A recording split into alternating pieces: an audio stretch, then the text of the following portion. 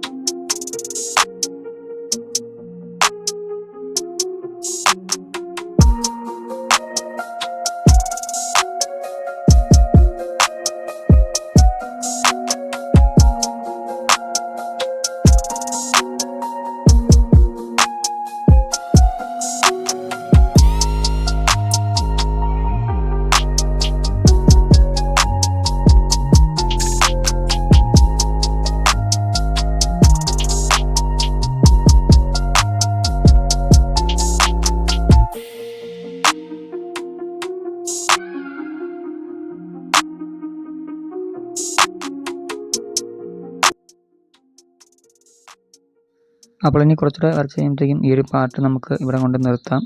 അപ്പം വീഡിയോ ഇഷ്ടമായി തീർച്ചയായും ലൈക്ക് ചെയ്യുക. പിന്നെ നിങ്ങൾ ട്രൈ ചെയ്ത് നോക്കുക, നിങ്ങൾക്ക് ഈസി ആയിട്ട് വരയ്ക്കാവുന്നുള്ളൂ.